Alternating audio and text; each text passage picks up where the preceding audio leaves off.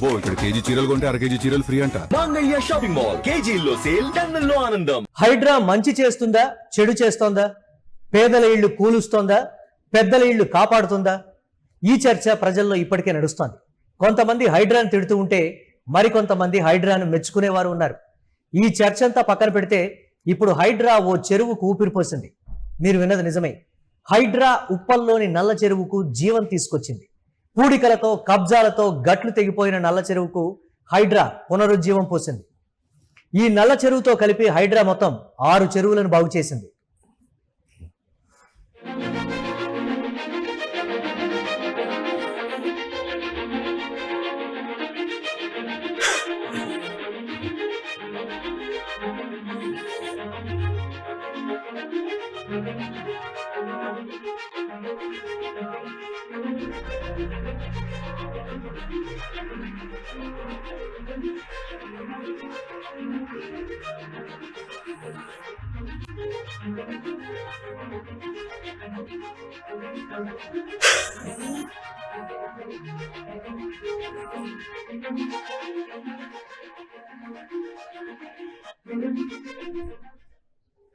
Yes, మనం ఇప్పుడు UTV screen మీద ఎక్స్క్లూజివ్గా చూసాం.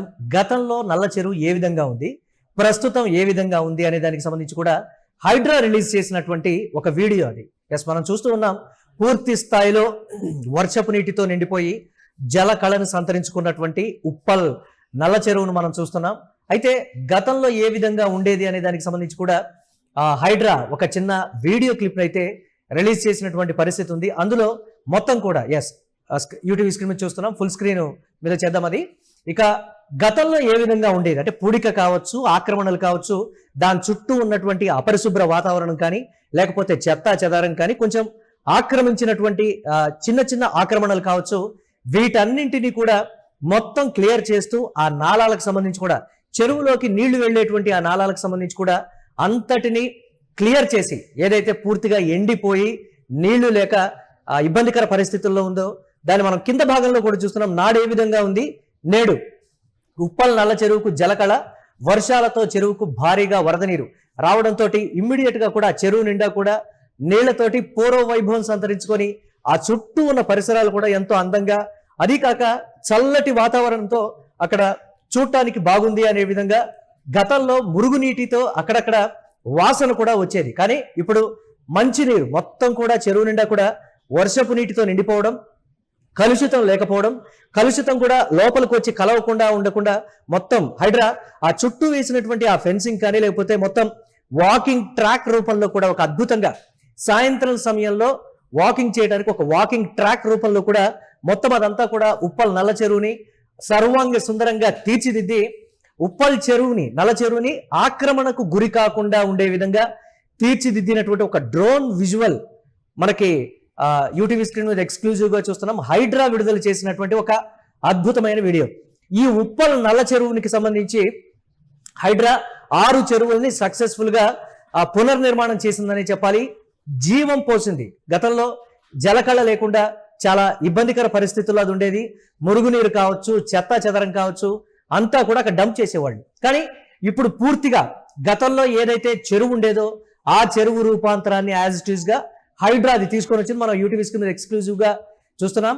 అయితే ఇప్పుడు ఒక అంశం చర్చకు వస్తుంది. రూల్స్ బ్రేక్ చేస్తున్నటువంటి హైడ్రా కమిషనర్ రంగనాథ్ను ఉద్యోగం నుంచి పీకేయండి, జైల్లో వేయండి అంటూ తెలంగాణ హైకోర్టు ఒకవైపు ఆదేశాలు ఇస్తూ ఉంటే, సీఎం రేవంత్ రెడ్డి మాత్రం హైడ్రాను ఆకాశానికి ఎత్తేశారు. హైడ్రా అద్భుతం చేసిందంటూ ఆయన కొనియాడారు. ఒకసారి రేవంత్ రెడ్డి చేసినటువంటి ట్వీట్ ని మనం చూద్దాం. చెరువుల పునరుజ్జీవంతో రూపురేఖలు మారుతున్న మన హైదరాబాద్ను చూడటం నాకెంతో సంతృప్తినిచ్చింది. హైదరాబాద్ క్యూర్ పరిధిని క్యూర్ చేసుకుంటూ మన చెరువులకు జీవం పోస్తూ భావి తరాలకు జీవంతో నిండిన భవిష్యత్తు అంకితం చేస్తోంది హైడ్రా. ఉప్పల్ నల్ల చెరువు పునరుజ్జీవానికి అహర్నిశలు శ్రమించిన హైడ్రా అధికారులకు, సిబ్బందికి నా హృదయపూర్వక అభినందనలు. చెరువులను పరిరక్షించడం అంటే కేవలం నీటి వనరులను కాపాడటం మాత్రమే కాదు, భావి తరాల భవిష్యత్తును భద్రపరచడం కూడా. ప్రతి చెరువును కాపాడుతూ ప్రతి అంగుళం ప్రజా ఆస్తిని సంరక్షిస్తూ ముందుకు సాగుతాం అని ముఖ్యమంత్రి రేవంత్ రెడ్డి హైడ్రా చేసినటువంటి దానికి సంబంధించి ఆయన ట్వీట్ చేయడం కూడా జరిగింది. అలాగే హైడ్రాకు సంబంధించినటువంటి ట్వీట్ కూడా ఉంది. అయితే ఒకసారి అది కూడా చూద్దాం. హైడ్రా అభివృద్ధి చేసిన ఉప్పల్ నల్ల చెరువుకు జలకళ, వర్షాలతో చెరువుకు భారీగా వరద నీరు అనే దానికి సంబంధించి ఒక అంశం చూస్తున్నాం. హైడ్రా పునరుద్ధరించిన ఉప్పల్ నల్ల చెరువు జలకళను సంతరించుకుంది. ఇటీవల కురిసిన భారీ వర్షాలకు ఉప్పల్ నల్ల చెరువు వరద నీరుతో నిండింది. భారీ మొత్తంలో ప్లాస్టిక్ వ్యర్థాలతో నిండి మురికి కూపంగా మారిన ఈ చెరువును హైడ్రా పునరుద్ధరిస్తున్న విషయం అందరికీ తెలిసిందే. ఈ క్రమంలో వర్షాలు పడినప్పుడు వరద నీరు చెరువులోకి చేరేలా తక్కువ మొత్తంలో పారే మురుగునీరు బైపాస్ చేసిన కాలువలోంచి బయటకు పోయేలా కాలువలను హైడ్రా అభివృద్ధి చేసింది. దీంతో ఇటీవల కురిసిన వర్షాలకు ఎగున ఉన్న ప్రాంతాలు నీట మునకుండా వరద నీరు నల్ల చెరువుకు చేరింది. ఉప్పల్ నల్ల చెరువులో 10 ఎకరాలకు పైగా ఆక్రమణలు తొలగించి 70 ఎకరాల వరకు విస్తరించిన విషయం తెలిసిందే. సుమారు 20 కోట్ల రూపాయల వ్యయంతో హైడ్రా ఈ చెరువును సమగ్రంగా అభివృద్ధి చేస్తోంది అనేటువంటి మాట కూడా చెప్తుంది. సో దీనికి సంబంధించి పర్టికులర్ గా ఒక చర్చ అయితే నడుస్తోంది. రంగనాథును తొలగించాలని ఒకవైపు ప్రభుత్వాన్ని హైకోర్టు ఆదేశిస్తూ ఉంటే సీఎం మాత్రం హైడ్రాని ఆకాశానికి ఎత్తేస్తూ చేసినటువంటి ట్వీట్. మరి రంగనాథును పదవి నుంచి తప్పిస్తారా, లేకపోతే రంగనాథును అదే పదవిలో కంటిన్యూ చేస్తారా అనేది కూడా ప్రస్తుతం అయితే సస్పెన్స్ గా మారినటువంటి పరిస్థితి. అయితే ఇక్కడ ఒక చర్చ నడుస్తోంది. హైడ్రా మంచిదా చెడ్డదా, పేదల ఇళ్లు కూలుస్తోందా లేక పెద్దల ఆస్తులు కాపాడుతోందా అనేటువంటి ప్రశ్న కూడా పదే పదే తలెత్తోంది. 2 ఏళ్ల నుంచి కూడా ఈ చర్చ జోరుగా జరుగుతోంది. హైదరాబాద్ లో ఇప్పుడు ఒక పెద్ద చర్చ నడుస్తోంది. హైడ్రాకు సంబంధించి మంచి చేస్తోందా చెడు చేస్తోందా అంటే, కొంతమంది పేదల ఇళ్లు కూలుస్తోంది, అన్యాయం చేస్తోంది అంటూ తిడుతూ ఉంటే మరికొందరు మాత్రం చెరువులు, ప్రభుత్వ భూములు కాపాడుతోంది, భవిష్యత్ తరాలకు సేవ చేస్తోంది అంటూ ఒక మిక్స్డ్ రియాక్షన్ అయితే దీని మీద బయలుదేరింది.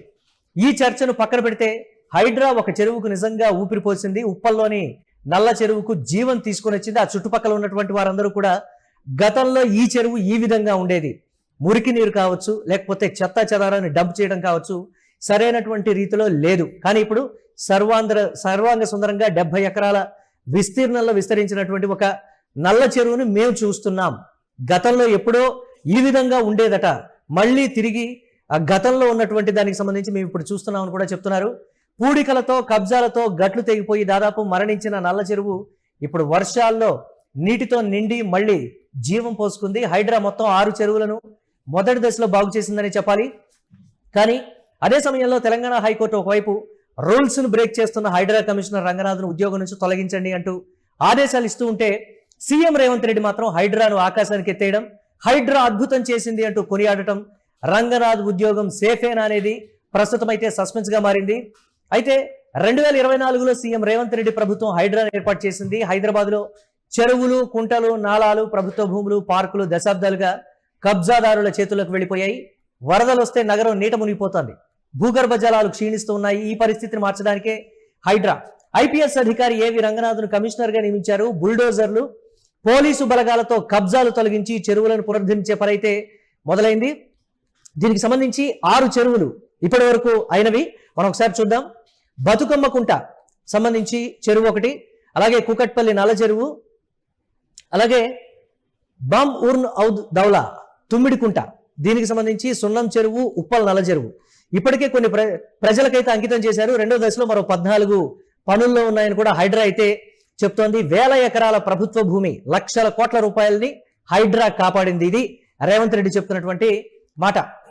అయితే దీనికి సంబంధించి వస్తున్నటువంటి పలు ప్రకార ప్రశ్నలు ఏంటి అని అంటే, రంగనాథ్ ఉద్యోగం ఎంతవరకు సేఫ్ అంటే ముఖ్యమంత్రి రేవంత్ రెడ్డి ప్రశంసించినటువంటి తీరు, హైడ్రా ప్రకటించినటువంటి ఇప్పటి వరకు మేము 6 చెరువుల్ని సేఫ్ గా చేశాము, కొన్ని వందల ఎకరాలకు సంబంధించి అంటే లక్షల కోట్ల రూపాయల విలువైన ప్రభుత్వ భూముల్ని తిరిగి ప్రభుత్వానికి మేము అప్పగించామనేటువంటి మాట చెప్తున్నారు అని అంటే, ఎస్, రంగనాథ్ ఉద్యోగం సేఫ్.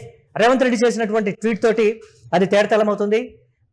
కోర్టు ఇచ్చినటువంటి ఆదేశాలు, రంగనాథ్ను ఉద్యోగంలో నుంచి తీసేయండి, ఐజీ స్థాయి అధికారిని రంగనాథ్ ప్లేస్ లో పెట్టండి అని కోర్టు ఏదైతే చెప్పిందో దానికి ప్రస్తుతం బయట జరుగుతున్నటువంటి పరిణామాలన్నీ కూడా డిఫరెంట్ గా ఉన్నటువంటి సిచ్యువేషన్.